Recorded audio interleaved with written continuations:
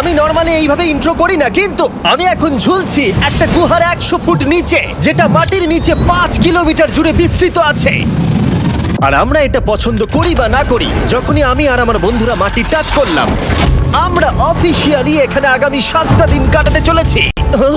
বাবারে, এটা আমার জীবনে করা সবথেকে ভয়ঙ্কর জিনিস। প্রথমত, আমাদের এখন এখান থেকে অনেকটা দূরে যেতে হবে। কেন? যদি ঝড় বৃষ্টি হয় তাহলে এই পুরো জায়গাটা জলে ভরে যেতে পারে, আর সমুদ্রের মতো ঢেউ এসে সবাইকে ভাসিয়ে নিয়ে যেতে পারে। সেই জন্য আমাদের আরো ভিতরে যেতে হবে একটা বেস ক্যাম্প বানানোর জন্য। ভাই এটা পুরো পাগলাম। এটা একটা অন্য জগৎ মনে হচ্ছে। এই কেভ এন্ট্রান্সটা হয়তো দেখতে সুন্দর, কিন্তু দেখে যা মনে হচ্ছে আসলে তা নয়। আর আমরা হয়তো জানি না যে আগামী 7টা দিন আমাদের জীবনের সব থেকে কঠিন সময় হতে চলেছে, সব থেকে বাজে ডিসিশন।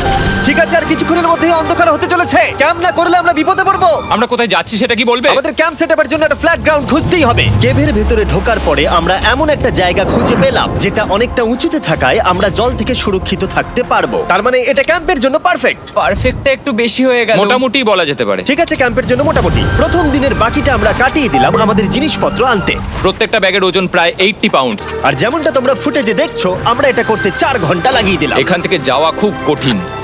তারপরে আমরা সবাই বেস ক্যাম্পে ফিরে গেলাম। ঠিক আছে, আমরা এখানে লাইট লাগিয়ে দিলাম। আমাদের সব জিনিসপত্র হোম বেসে চলে এসেছে। একটু ক্যামেরাটা ওদিকে দেখাবে? ওদিকটা কিন্তু ভয়ানক অন্ধকার, আর সবসময় এরকমই থাকবে। তাই আমরা ক্যাম্পিং গ্রাউন্ডের জন্য খুব বেশি কিছু করতে পারলাম না। কটা ফুটো করে দড়ি টাঙিয়ে দিলাম। এটা ধরো আর ওঠো দেখি। মনে হচ্ছে আমাদের হ্যামকগুলো ভালোই সাপোর্ট পাবে। আর তারপরে আমাদের সার্ভাইভাল গাইড জোয়ের সাহায্যে আমরা হ্যামক টাঙালাম। এই সরু দড়িটা আমার হ্যামকটাকে ধরে রাখবে। হ্যাঁ, ডিনার খেয়ে আমরা প্রথম রাত্রি ঠান্ডার জন্য তৈরি হলাম। আমি মিথ্যে কথা বলবো না, আমি যতটা ভেবেছিলাম তার থেকে এই হ্যামকটা অনেক বেশি কমফোর্টেবল। এই আমি তো আমার চমকেই হাতটা তো গেছিলাম। বড় কেন ভাই? এই কেভটা 2.5 কিলোমিটার ডিপ, আর আমরা এখন এন্ট্রান্সের কাছেই ক্যাম্পিং করছি। কাল আমরা অনেক কিছু এক্সপ্লোর করব। তোমরা কেমন ঘুমালে? ভয়ঙ্কর। ঘুমই হয়নি। এটা সত্যি একটা অস্বস্তিকর পরিবেশ। কেবের উপর থেকে অনবরত আমাদের উপরে জল পড়েই যাচ্ছিল, তাই উপরে একটা প্লাস্টিক চাপালাম, কিন্তু তাও আমাদের হ্যামকের উপরে জল পড়েই যাচ্ছিল। একটা আইডিয়া আছে, চলো শেল্টারগুলোকে ভালোভাবে তৈরি করি। আমার মনে হয় এই প্লাস্টিকগুলোকে জুড়ে দিলে আর জল পড়বে না। বাহ, তুমি তো জিনিয়াস। আমি শুধু একজন ইউটিউবারই নয়, ঠিক আছে? আমার হ্যামকটা এটার উপরে ঝুলছিল। মানে দেখো, আমি আরেকটু হলে হ্যামক থেকে নেমে পড়ে যেতাম। আর আমরা সেই সময় এটা বুঝতেই পারিনি যে এই গর্তটা প্রায় 40 ফুট গভীর। তাই যখন আমি আর শন প্লাস্টিকগুলোকে জুড়ছিলাম, তখন ম্যাক আর কার্ল এই গর্তটা কতটা ভয়ঙ্কর সেটা দেখতে গেল। আমার হ্যামকটা দেখতে পাচ্ছো? ওখানে আমি ঘুমোচ্ছিলাম। এদিকটা দেখো। আর যেহেতু এই কেভে সব একই রকম দেখতে, তাই আমাদেরকে ফলো করা অনেকটাই কঠিন ছিল। এই ম্যাপে তোমরা আমাদের হোম বেস দেখতে পারবে, আর দেখতে পারবে ওরা ওখান থেকে কত দূর হ্যাঁ, যাচ্ছে। এটা তো খুবই ভয়ঙ্কর। ভাই এটা পাগলামো। আর যখন ছেলেরা র্যান্ডমলি এক্সপ্লোর করছিল, তখন আমি আর শন ক্যাম্পে কাজ করছিলাম। এই স্লিপিং ব্যাগটা এখানে কেন পড়ে? কারণ এটার থেকে পিয়ের গন্ধ বেরোচ্ছে। ইয়া, এটার থেকে শেখা উচিত স্লিপিং ব্যাগ ভাড়া নিতে নেই। আমরা স্লিপিং ব্যাগ কেন ভাড়া আমি- নিয়েছি? কেন আমি আমরা জানি না। স্লিপিং ব্যাগগুলো কিনে আনতে পারলাম না? আর তারপরে আমরা এই দুটো প্লাস্টিককে জিপ টাই দিয়ে জুড়ে দিলাম। কিছু মনে করো না, এই দড়িটার উপরে আমার জীবন বাজি আছে। আর তখন ওইদিকে ম্যাক আর কার্ল তখন ওই গর্তের মধ্যে। ও মাই গড, ম্যাক! আর শেষ পর্যন্ত ওরা একদম নিচে পৌঁছে গেল। এই, আমি তো ভাবলাম সবাই ক্যাম্প নিয়ে কাজ করবে। আমরা শুধু দেখাচ্ছিলাম জায়গাটা কতটা ভয়ঙ্কর। না পড়লেই হবে, তোমাদের স্কিল নেই। আচ্ছা ঠিক আছে। আর যদিও ওদের এবার ফিরে আসা উচিত ছিল, কিন্তু কাল আর ম্যাক এটা কতটা গভীর সেটা দেখানোর চেষ্টা করলো। ভাই এটা দেখতে দারুণ লাগছে। তুমি কি নদীটাকে পার করতে পারবে? কিন্তু ওরা এটা জানে না যে এই রিভারটা এই কেভের গোটাটাই জুড়ে আছে। তার মানে এর মধ্যেও আমাদের কিছুটা সময় কাটাতে হতেই পারে। ওই তো ওরা এসে গেছে। এসো। তোমরা রান্না করে রেখেছো তো? হ্যাঁ, রান্না করেছি। ঠিক বলেছ। একটা নতুন বাড়ি, ঠিক বলেছি তো? একদম। এখন আমাদের একটা ছাদ আছে। আর এটা তো দারুণ। জিমি রান্না বেশ ভালোই আর করেছে। আমরা আমাদের ফায়ার পিটটাকে এই সুন্দর জায়গাটাতে নিয়ে এসেছি। জায়গাটা কেমন? বেশ গরম। আরামদায়ক। এই পাথরগুলো গরমটাকে ধরে রাখবে এবং ওপর থেকে যে পি পড়ছে সেগুলোকে আটকে দেবে। ওটা পি নয়। তাহলে ওটাকে কি বলবো? যদি জানি না, হয়তো বৃষ্টির জল হবে। না, এটা বৃষ্টি নয়, পাথর মানে ইয়ে তুমি করছে। কিছু- এই একটু উপরে দেখাও। তুমি মেঘ দেখতে পাচ্ছো? পাথর দেখা যাচ্ছে। এটা বৃষ্টি নয়, রক পি। Rock P. ঠিক আছে, রক পি। ঠিক আছে, এটা রক পি। আর একটা শুকনো রাত ঘুমিয়ে কাটাবার পরে আমরা ঠিক করলাম জো আমাদের সার্ভাইভাল এক্সপার্ট, তাকে নিয়ে আমরা কেভের শেষ প্রান্ত অব্দি যাব। Cave, cave! Cave, cave, cave! Cave. দেখা যাক আমরা কেভের কতটা গভীরে যেতে পারি। তোমরা কিন্তু মনে রাখবে আমরা সবেমাত্র কেভের এন্ট্রান্সের দিকেই আছি, আর আমাদের ইচ্ছা এই কেভের শেষ প্রান্ত অব্দি যাওয়া, অবশ্যই না মরে গিয়ে। ও মাই গড, এটা তো খুবই স্টিফ। আরে এটা তো সবে শুরু। আমরা কেভের আরো গভীরে এসেছি। তোমরা সবাই সাবধানে আসবে। এটা খুবই ছোট জায়গা, আমার মনে হয় না এখান থেকে আমি যেতে পারবো। কেভ এক্সপ্লোরের ইন্টারেস্টিং জিনিসটা হলো যা হোক করে আমাদের এই ছোট্ট ফাঁকগুলোর মধ্য দিয়ে এগিয়ে যেতে হবে। ও মাই গড, খুব ছোট জায়গা। আর তারপরেই খুব বড় একটা জায়গা আসবে, সেটা এতটাই বড় যে কিছু না দেখতে পাওয়ার জন্য এটা করতে হলো। ও মাই গড! এবার আমি সব দেখতে পাচ্ছি, এটা দুর্দান্ত। এটার তো অনেক আলো।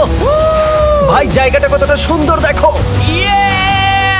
বাপরে কি আলো, আমি তো তাকাতেই পারছি না। আমি তো অন্ধ হয়ে যাব মনে হচ্ছে। এ বাবা, এটা কি হলো? আমরা বোধহয় ঠিক মতো এটাকে ব্যবহার করতে জানতামই না। চলো এগিয়ে যাই। আর তাই আমরা এগোতে থাকলাম। এই যে এই জায়গাগুলো, এগুলো খুব ভালো ধরার এখানে? জায়গা। এগুলো ধরে এখান থেকে পা ঘুরিয়ে চলে আসতে পারবে। এইভাবে কি? একদম পারফেক্ট। জো সব থেকে ভালো কেভ গাইড। এভাবে কেউ গাইড করতে পারবে না। ঠিক আছে, এইবার ব্যাপারটা ইন্টারেস্টিং হবে। কি? এটা কি? এখান থেকে আমাদের ওয়েট শুট পরে সাঁতার কেটে যেতে হবে। গতকাল ম্যাক আর কার্ল এটা নিয়ে মজা করছিল, কিন্তু এই কেভে আমাদের পরের অ্যাডভেঞ্চারটা ছিল একটা প্রায় জমে যাওয়া নদীর মধ্যে। ও মাই গড, এটা তো পাগলামি! তার মানে আমাদের ওয়েট শুট পড়তেই হবে যাতে আমাদের হাইপোথার্মিয়া না হয়। আমরা এটা কেন করছি? এই এক্সপেরিয়েন্সটা তো জীবনে একবারই হবে। কি? এটা বলতে করলে চাইছো হয়তো কি আর নাও বেঁচে থাকতে পারি। আমাদের এই কেভের শেষে পৌঁছতে হলে আমাদের এই নদীর মধ্য দিয়ে, এই ছোট্ট ফাঁকগুলোর মধ্য দিয়ে সাবধানে ধীরে ধীরে এগিয়ে যেতে হবে। আস্তে আস্তে নামো, স্রোতের কারণে পা পেছনে টানতে পারে। ঠিক আছে, আমি তাহলে নামছি। তুমি ওই দেয়ালগুলো ধরে ধরে এগোতে থাকো আস্তে এটা তো আস্তে। খুব ঠান্ডা। তুমি পারবে জিমি। জানি না এখানে ঢুকতে পারবো কি না। জিমি, এবার তুমি জল থেকে উঠে দাঁড়িয়ে পড়ো। এটা সত্যি একটা পাগলামি। এখানে কি ঠান্ডা! যখন তোমরা খুব ঠান্ডা জলের মধ্যে থাকবে তখন একটা পাথরকে ধরে এগিয়ে চলা খুব কঠিন হবে। ও মাই গড, এটা সত্যি পাগলামি। ম্যাক, কার্ল, চলে এসো। আমার ভয় লাগছে। চলো চলো, পারবে। ভাই। এগোতে থাকো, পেছন দিকে তাকিও না। একবার দেখো আমরা কি করছি। কিন্তু এই বাধাগুলো এতটা কঠিন ছিল না সামনে যা আসতে চলেছিল তার তুলনায়। আমরা পেরেছি। কেভ কেভ কেভ এই, কেভ। একটা কথা শোনো, আমরা 10% আসিনি। তার মানে এখনো আমরা শুধুমাত্র সার্ফেসেই রয়েছি, আর শেষ প্রান্তে পৌঁছতে হলে আমাদেরকে আরো 2 কিলোমিটার যেতে হবে। যেরকম তোমরা দেখতে পাচ্ছ এখানে 24x7 বৃষ্টি হয়, তাই আমি একটা আড্ডা মারার জায়গা তৈরি করেছি যেখানে আমরা কেউ ভিজবো না। আমি ভাবছি আমি যদি এটা না বানাতাম তাহলে কি হতো। আমি নিশ্চিত যে ওদের একটা ভেজা পাথরের উপর শুতে হতো। আমাদের ক্রমাগত এগিয়ে যেতে হবে এবং শরীরটাকে ভিজে রাখতে হবে। ঠিক আছে। নইলে আমাদের শরীরের তাপমাত্রা কমে যাবে। এটা কঠিন কেন? সব থেকে বাজে ব্যাপার হলো আমরা যতটাই দিকে এগোবো ততটাই আমাদের পিছন দিকে ক্যাম্পে ফিরতে হবে। আমাদের পরের বাধাটা হয়তো জলের মধ্যে নয়, কিন্তু তার মানে এটা নয় যে সেটা সহজ হবে। আরে এটা কি মাকড়সার জাল? কিন্তু আমি মাকড়সা দেখতে পাচ্ছি না তার কেন? মানে ওটা আমাদের উপরে আছে। আরে তোমার গায়ে, তোমার গায়ে। আমার বন্ধুরা বলতে বাজে।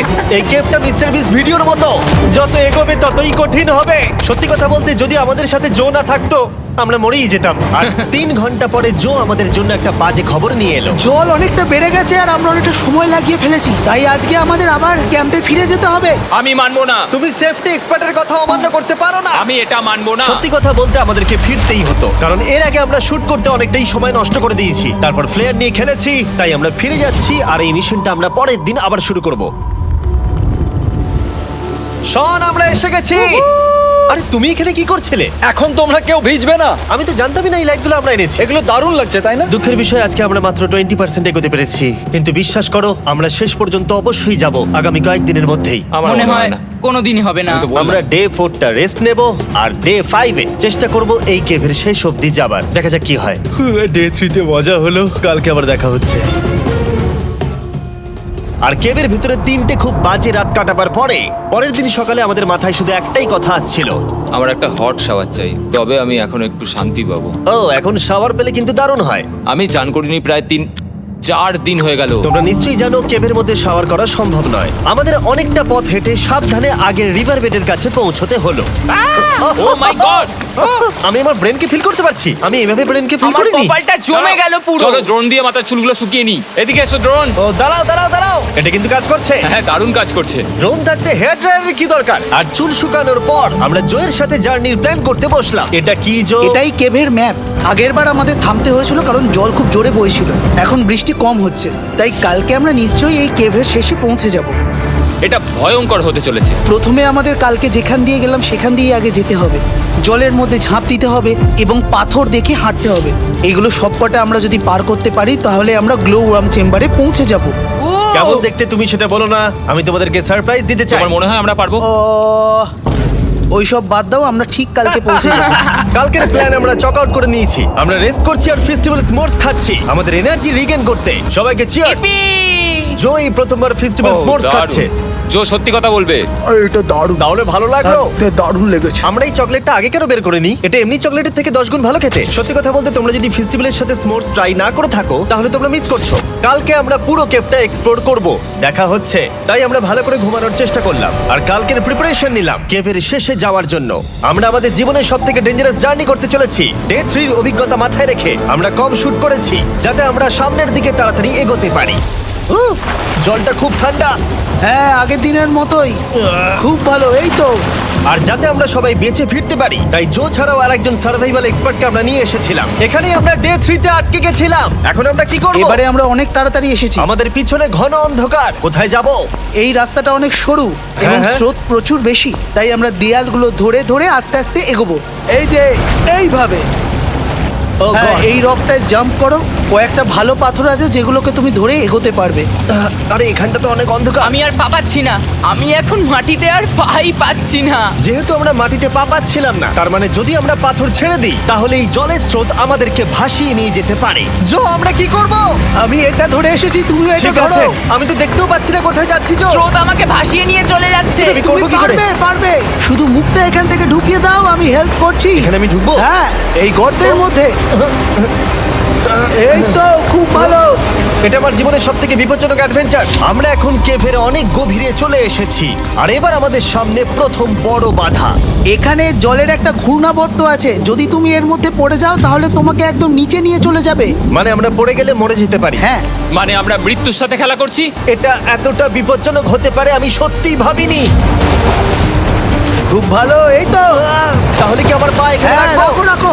ঠিক আছে, এই তো আমি পেরেছি। এটা আমার ভাবনার থেকেও বেশি কঠিন ছিল। এই নদীটা কতটা শক্তিশালী এই গোটা কেভটাকে তৈরি করেছে। কিন্তু মজার ব্যাপার হলো আমরা পাথরের মতো শক্তিশালী নই। আমি শুধুমাত্র মানুষের মতোই শক্তিশালী। সৌভাগ্যবশত কাল এই অ্যাডভেঞ্চারে লিড করেনি, তার বদলে আমরা একজন অ্যাভেঞ্জার জোকে পেয়েছি। ও কতটা এক্সপার্ট তার প্রমাণ হিসেবে বলতে পারি। সে লিটারালি কতটা ওপর থেকে আমাদেরকে নদীতে ঝাঁপ দিয়ে দেখালো। ও মাই গড, এটা পাগলামি। কে বললো এটা পাগলামি? এটা তো আমার কাছে খুবই সহজ। আমি এটা করব। তুমি কোনোভাবেই এটা করতে পারবে না। আরে কি বলছোটা কি তুমি? আমি এক্ষুনি করতে চাই। চলো যাচ্ছি Joe. Godspeed back. Jimmy আমার সাথে যা যা করেছে তার কাছে এটা তো কিছুই নয়। 3, 2, 1।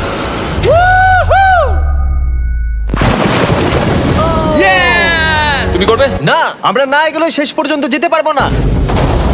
ও মাই গড, আমাদের নিচের দিকে যেতে হবে। আমরা সবসময় স্রোতের উল্টো দিকে কেন যাই? এখন শুধু আমি ভেসে ভেসেই যেতে পারবো, আর কিছু না। এই জলের তলায় অনেক ধারালো পাথর আছে, তোমরা সেগুলোকে দেখতে পাবে না, তাই সাবধানে পা ফেলবে। ও মাই গড, আবার এটা গভীর আরে হচ্ছে। আমার পা তো কিছুর উপরে রাখতে হবে। ছোট পাথরগুলোই একমাত্র বাধা ছিল না, মনে হচ্ছে আমাদের প্রতিটা পদক্ষেপে। ও ভাই, আমি কিচ্ছু দেখতে পাচ্ছি না। এটা খুব ভয়ঙ্কর। কেভটা আরো অন্ধকার হয়ে আসছিল এবং আরো সরু। আর তখন আমরা জানতাম না যে আমরা ফিনিশ লাইন অবধি পৌঁছতে পারবো কিনা। আমি ক্লান্ত হয়ে পড়েছি। এই কেভে আরো কঠিন বাধা আসার আগে তোমাদেরকে আমি কিছু দেখাতে চাইবো। জো, তোমার ব্যাগটা দাও। Thank you. তুমি জানো এর মধ্যে কি আছে? না, জানি না কি আছে। Brand new mister beast lab swamp. সত্যি কথা বলছি, গত 5 ঘন্টা ধরে যেহেতু আমি অনেক পরিশ্রম করেছি তাই কোনো মতেই এখন এটা আমি বলার মতো অবস্থায় নেই। তাই এটা শুট করার 1 মাস পরে আমি পুরো কেপ সেটটা তৈরি করলাম ফিউচার জিমি নেম ট্যাগ দিয়ে। তারপরে বললাম, হেই, আমি ফিউচার জিমি আর আমি এখন তোমাদেরকে বলবো brand new toy line of mister beast lab swamp সম্পর্কে। এটা একটা কালেক্টেবল টয় লাইন আর এখানে 119টা ইউনিক ডিজাইন ক্যারেক্টারও আছে যা তোমরা কালেক্ট করতে পারো। আর সবথেকে দারুণ ব্যাপারটা হলো কোন ক্যারেক্টারটা তুমি পেয়েছো সেটা জানতে হলে এই টিউবে ওয়াটার দিয়ে নাড়াতে হবে আর তোমার সোয়ামস তোমার সামনে চলে আসবে। আর আমি এটা ডেমনস্ট্রেট করতে এই বিশাল বড় টিউবটাকে বানিয়েছি। এই টিউবটাকে জল দিয়ে ভরে দাও।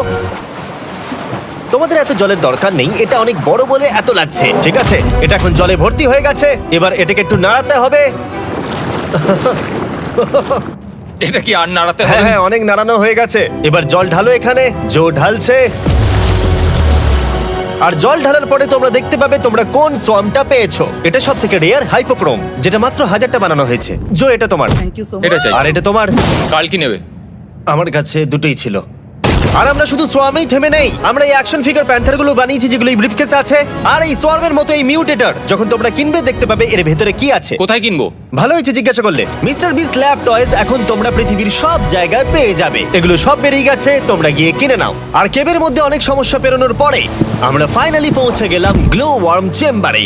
ভাই এবার খুব ভালো লাগছে। ঠিক আছে টিম, তোমাদের গ্লো ওয়ার্ম চেম্বারে স্বাগত। এ তো দারুণ। এটা দারুণ লাগছে। ভাই এটা পৃথিবী মনে হচ্ছে না এখানে একদমই। যে আলো তোমরা দেখতে পাচ্ছ সেগুলো আসলে ছোট্ট ছোট্ট বায়োলুমিনেসেন্ট গ্লো ওয়ার্ম তৈরি করেছে। এটা দেখতে অনেকটা মিল্কি ওয়ে গ্যালাক্সির মতো লাগছে। ওয়াও! আর এই মুহূর্তটা, এই ভিউ, সত্যি বলতে এই ট্রেকের সমস্ত ক্লান্তি যেন দূর করে দিল। এখানে অবধি পৌঁছানো যেন সত্যি একটা অ্যাচিভমেন্ট ছিল। কিন্তু এখন আমাদের যাত্রা শেষ হয়নি, কারণ আমাদের এখান থেকে এখন বেস ক্যাম্পে ফিরতে হবে। আজকে ডে 6 হতে চলেছে, এখনো ওরা আসেনি আর আমি খুব ক্লান্ত।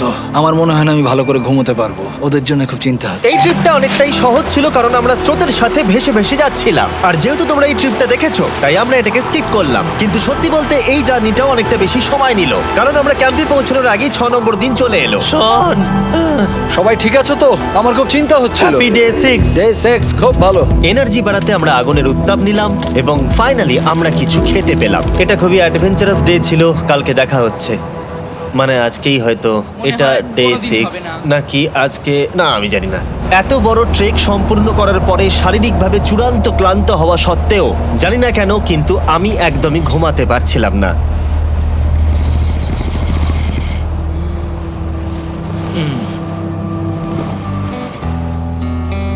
আমি 7 দিন সলিটারি কনফাইনমেন্টে কাটিয়েছি, কবরে কাটিয়েছি, 7 দিন রাফটে থেকেছি। কিন্তু সত্যি কথা বলতে এটা সবার থেকে বেশি কঠিন ছিল, কারণ সব সময় ভিজে, ঠান্ডা, প্রত্যেক মুহূর্তে এই পাথরগুলো শরীরে ব্যথা দিচ্ছে।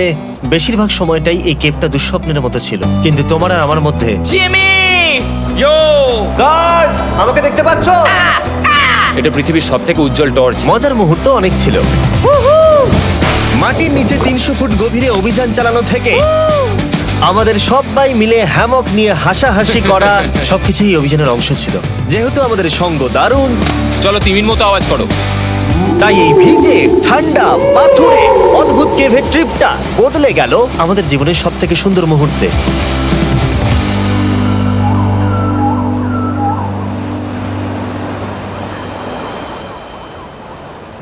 আমরা এখান থেকে যাব না যতক্ষণ না সবকিছু তোলা হচ্ছে। আর আমি সবকিছু বলেছি মানে সবকিছুই।